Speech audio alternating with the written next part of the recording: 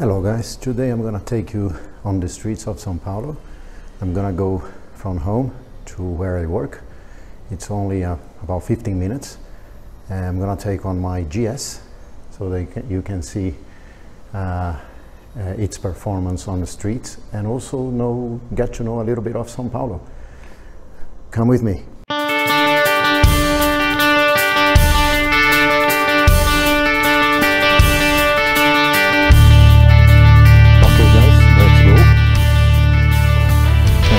The bike. Okay.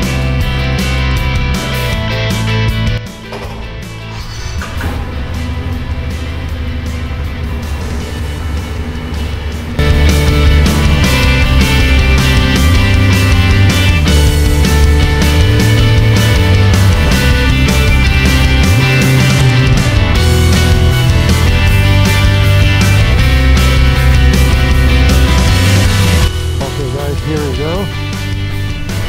I just left my house. Have to be careful here, the traffic is not... It's a very lovely day. Beautiful sunshine, a little bit chilly. 16 degrees right now.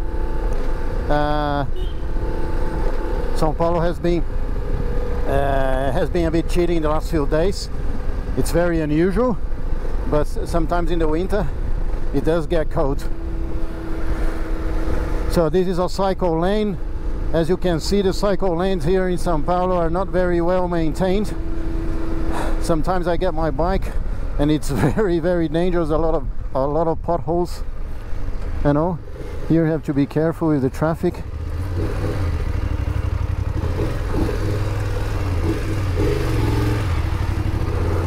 Here we go. But here in Sao Paulo you have to learn how to go through the cars, otherwise you get stuck. It's not like in the UK or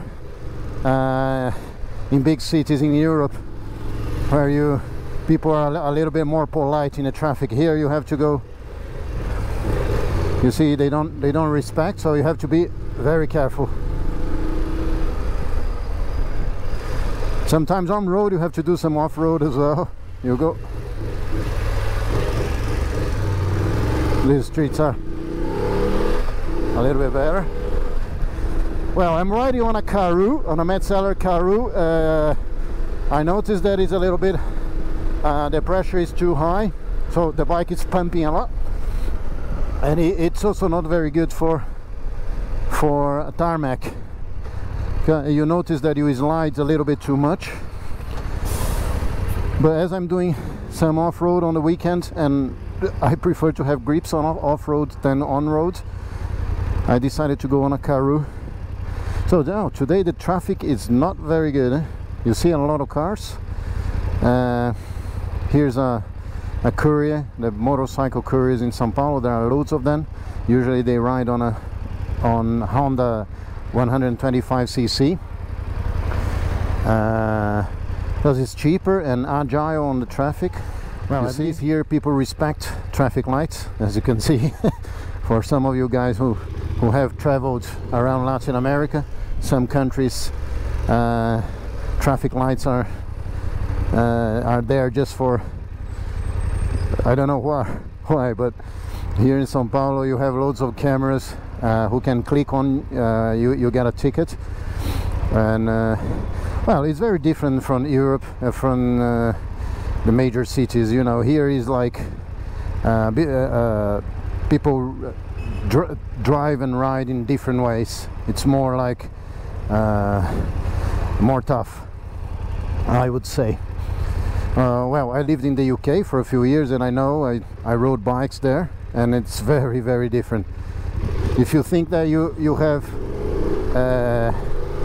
ability to ride in the city, in Sao Paulo you have to learn other skills.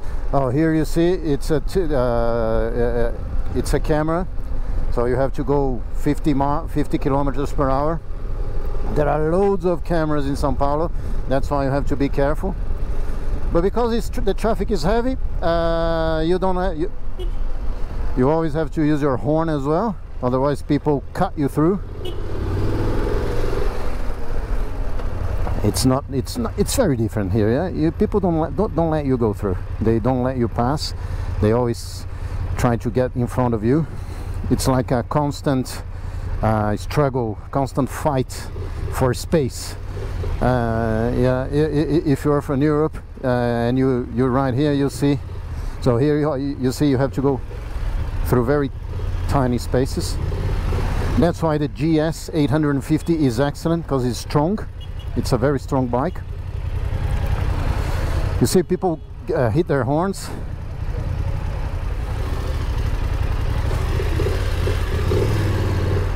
You have to drive in a different position, but overall it's okay. You know, if you get used to it, it's very okay. Yeah, on a day-to-day basis, you'll get used to the traffic, you'll get used to the small motorcycles, and it's usually okay. It's not very nothing that you can't learn, but it's different. You have to be a little bit more careful. You have to be a little bit more attentions to the details on the roads, on the cars in front of you. You have to look at their mirrors to see whether they are watching you. I know that in other countries you also have to do that, but here is a bit more. Well, I'm riding the GS 850. I've had it for like 2,000 kilometers. I did a lot of off-road on it, and I use it every day on the way home to work, because it's a good bike for traffic as well. It's strong. That's why I like it. And it's an excellent bike. Yeah, I've had a lot of BMWs. The first one I had was a 650 in 2010. After that I got a 1200, the normal one. I went from Sao Paulo to Chile on a 10-day trip. When I came back, I got a 1200 Adventure, because I noticed that I needed a bigger tank. Then I got a 800, an FGS 800, F850GS Adventure, another 800, and now I'm on the 850, because I had two children, and you know, I had that gap where I decided to leave the motorcycle aside. And then I got this bike, and I would say that it's the best bike I've had.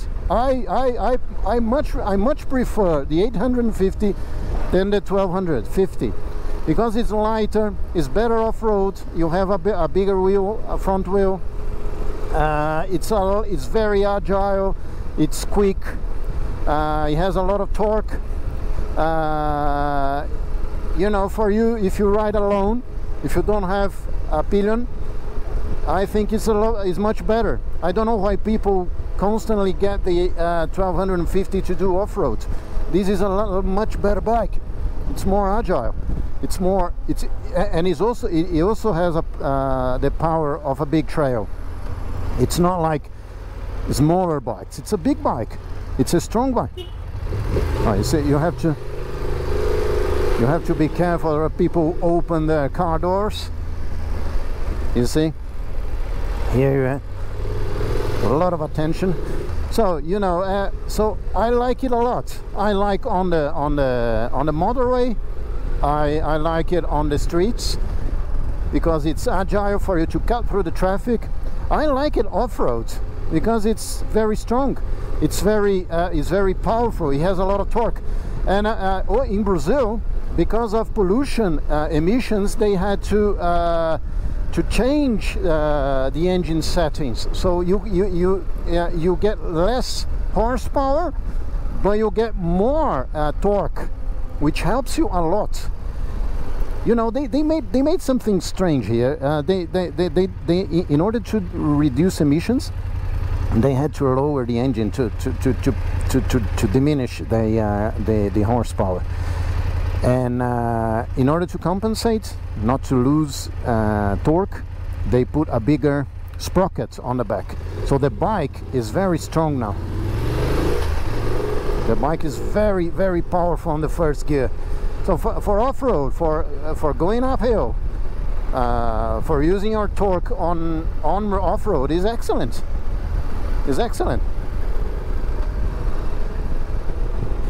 Today is not a very good day for you to get a bike because the traffic is not usually on this part here. I tend to accelerate, but you know, a lot of cars, I don't like to be unpolite with other cars. Another camera here.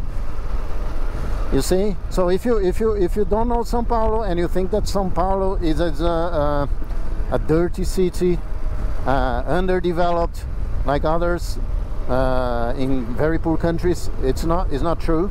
Sao Paulo has some sort of development. This part we are going to downtown Sao Paulo. We are not going to the best part. We are moving towards downtown Sao Paulo. It's where I work. So this guy is nice. Let me go through. So you see, most of the bikes are CG Honda 125. You see, all of them. The couriers here, they use this type of bike as opposed to other countries where, you know, guys get all sorts of bikes. You find even BMWs, but here, you know, you have to spend to save as much as possible on maintenance, because you know the guys here don't get a lot of money, so they have to save it. Well, the bikes are okay, you know.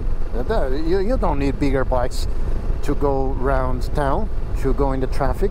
Smaller bikes are better. But sometimes these guys go to other towns, and it's not very appropriate to go on a 125. Yeah? You usually you can damage the engine. But you know, you change the engine and let your life continue. Here you get some of a guy doing some tricks. You see, there are a lot of guys here from Venezuela and from other Latin American countries, because we've been living in a moment where all the countries here are suffering from this pandemic. Especially the poorer countries like Peru, Bolivia, Venezuela, and there are some guys from there who come here to Sao Paulo and try to get some money, try to get some extra cash, because in their countries the situation is very.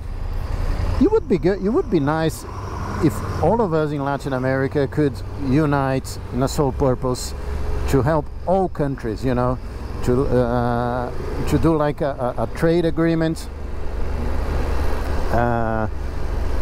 you know, to protect ourselves. But it's not what happens, you know, because you have like leftist governments, the right government from this country, which is one of the worst that we've had in the last few, almost a dictator. The guy is a fucking moron. I'm sorry for the word. And you know, it would be nice if we could unite and we could sort out our problems in a group. All the countries here. I traveled around Latin America, and I love Latin America. I love Argentina, I love Chile, I love Bolivia, I love Peru. And it's very sad that some countries are struggling more than others. You see, we could help each other. Well, I'm sorry for this moment of politics, but let's come back to the bike. Well, I'm coming close to my parking lot. Here you are in downtown Sao Paulo. We are heading towards the Pública, which is one of the main districts of downtown Sao Paulo, and you have to always look at both sides here, because some people go through red lights. Sometimes it's not usual, but especially motorcycles. You see how people they put their cars on your way, It's a nightmare. It's a real nightmare. The disrespect is constant. And you always do a little bit of off-road here because the roads are not very nice. The roads have lots of potholes. So, coming through.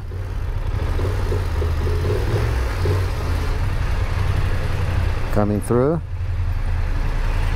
Sometimes you have to go slowly here. Well,